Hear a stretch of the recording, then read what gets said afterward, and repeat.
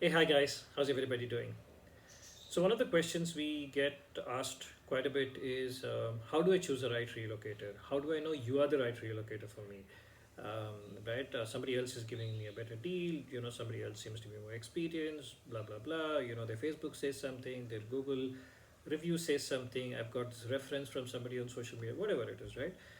You have so much information, and people are inundated with this information and just don't know how to choose the right relocator, right? So in that effort to try and simplify how would you choose a right relocator, as a professional as well as a pet parent myself, so I have about 5 points that I'd like to share with you guys to see how you can choose a right relocator, right?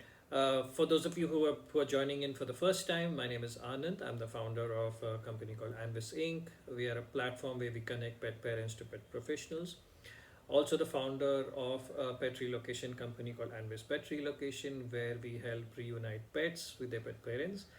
Also, the founder of a pet academy called Alpha, where we teach aspiring pet professionals who are interested in getting into the pet space in whichever services that they're interested in, let it be training, boarding, relocation, walking, pet sitting, etc.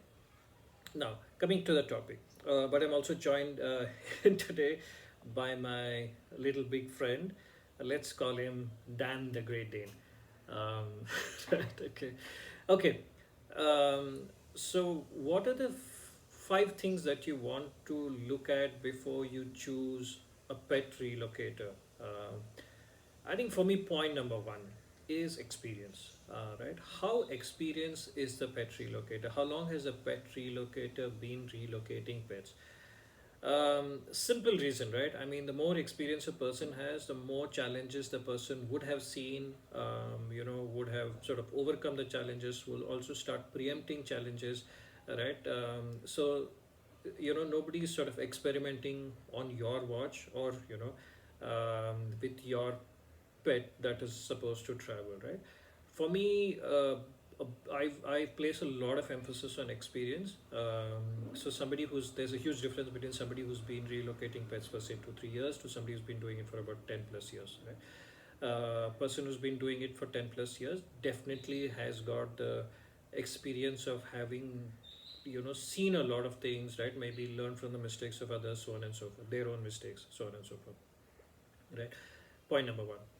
Point number two is always, always, always ask for personal references. Right? I am not a very big fan of going onto social media and then just asking people, random people, hey, who's a good pet relocator, because you just don't know who is being referred by whom, right? Suppose if I have a very good friend of mine who's on social media, who's very active, and say I'm not, which I'm not, somebody is going to be asking for a relocator. Obviously, my friend is going to recommend me, but you have to remember that my friend has never used my service, right? Has never seen how I operate, has not dealt with me from the financial aspects. It's just being a well wisher. Now that shouldn't be taken in as a positive review. That's what I'm trying to say. So even if you do go on social media and you get a lot of references of pet relocators, I think you need to do your homework, which is basically talk to each of the pet relocators, understand A, like I said, experience. Then there are certain other things that I will also probably share with you.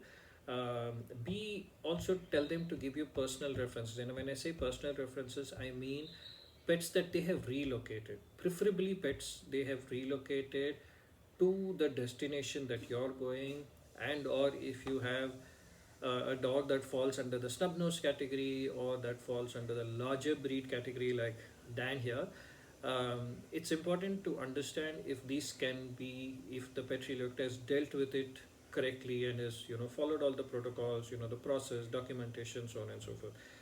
Personal references, and I'm sure any pet relocator worth his or her salt is going to definitely be able to give you references, personal references, people that they've helped, or pets that they've rather helped reunite with their parents, right? So definitely go with personal references and talk to the parents who have used the service, understand the pros and cons. Do not expect, like in any service, right? Do not expect it to be everything cannot be great. Right? Like they say, if it seems like it's too good to be true, maybe it is. So find out, get a balanced view. I think a balanced opinion is actually will give you a far more clearer picture than a one-sided view, right? If you're getting a lot of one-sided view, then maybe you need to rethink. Anyway, so personal references, right? Experience is my point number one. Personal references is point number two. um, yeah, I mean, social media is a place where you can probably get, it's your first level, but beyond that, I think when you talk to your pet relocator, they should be able to give you references, right? Third point, little controversial, but I will still go ahead and say it. When you talk to the pet relocator, always ask them how many pets are you moving per month.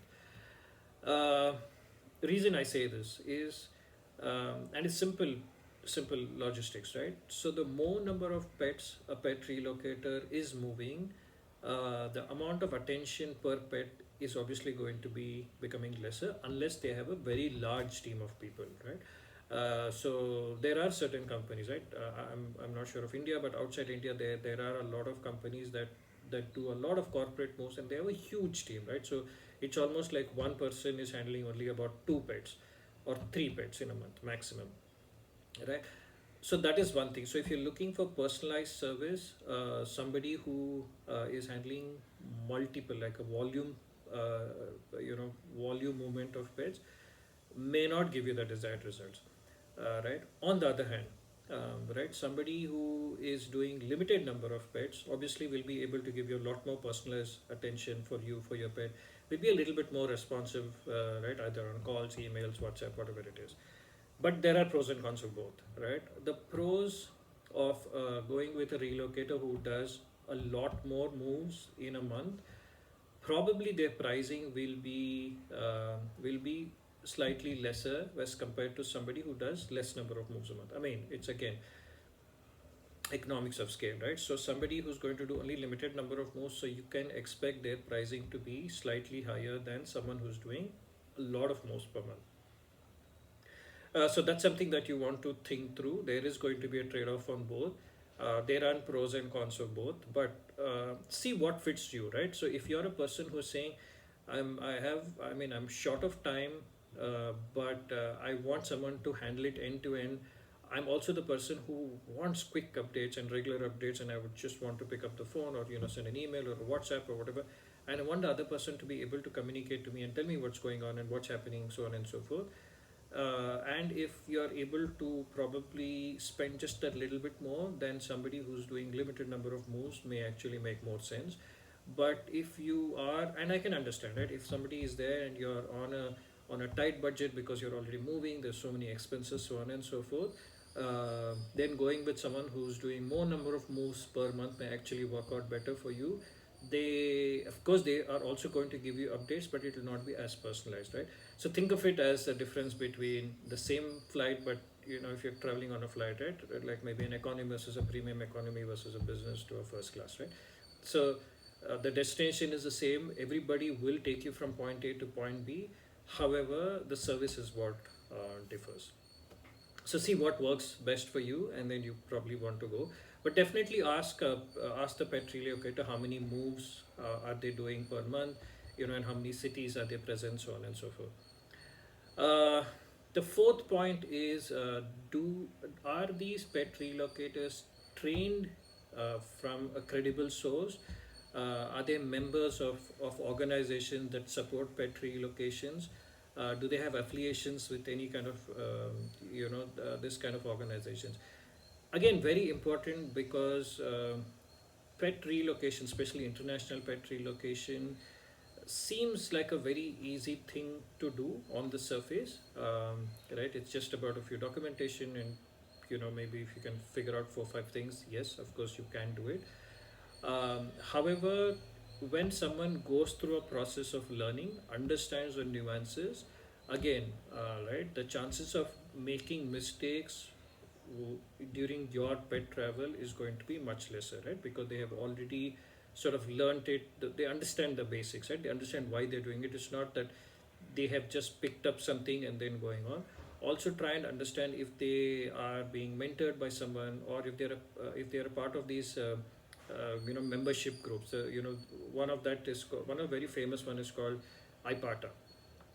Right, IPATA is an association where different people, relocators, qualified relocators, you know, probably we generally work together. When I say work together, at least I'm sure of the kind of quality service that the other person gives, so on and so forth. Everybody who's a member of IPATA has to go through, or has to take up something called the live animal regulation, LAR.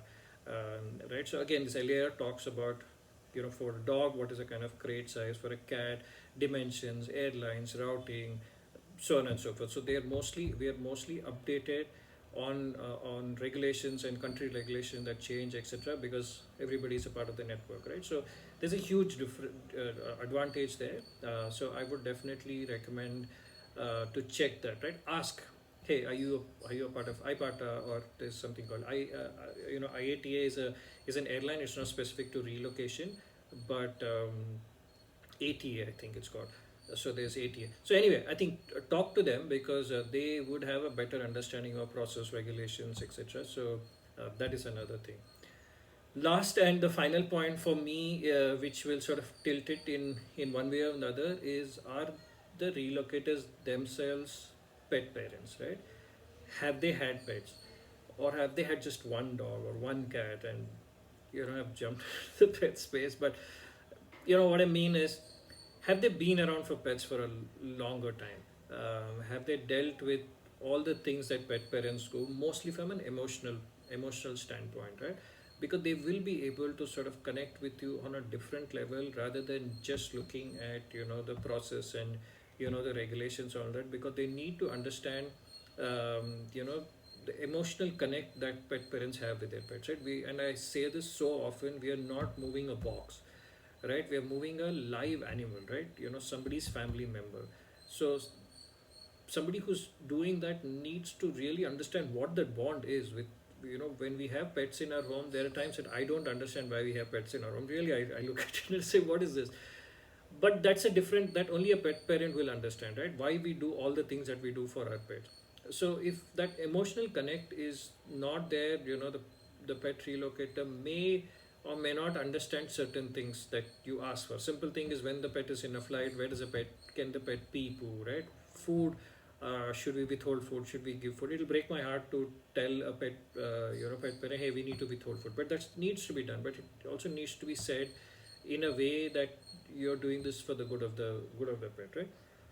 So very, very important, right? I think for me, that will tilt it one way or the other, because if I know that somebody has had pets, not just one, like I'm saying, right, multiple pets over a few years, that kind of a thing, they are probably a lot more better equipped to understand the emotional anxiety or the stress that you probably go through when your pet is traveling, right?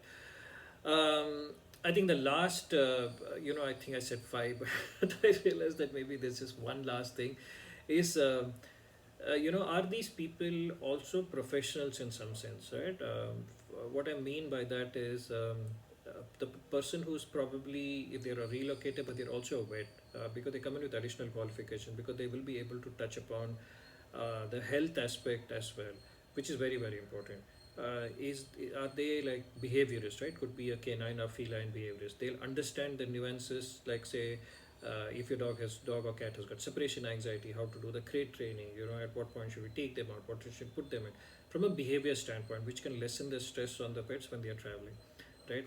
Something else, right? So anybody who's in a professional, who's also a professional, apart from being a relocator, just adds just a little bit more value to the whole process, right?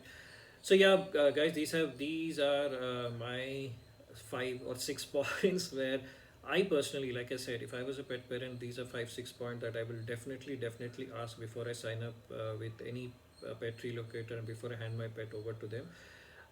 I feel it may be important to sort of go through these steps to understand before you sign up with a pet relocator. Right. I hope this helps. So thank you so much for joining in and watching this. Stay tuned because we will have more such sessions where we try and simplify, pet relocation for you guys. So from me and my little friend Dan, the Great Dane, see you guys. Take care. See you soon.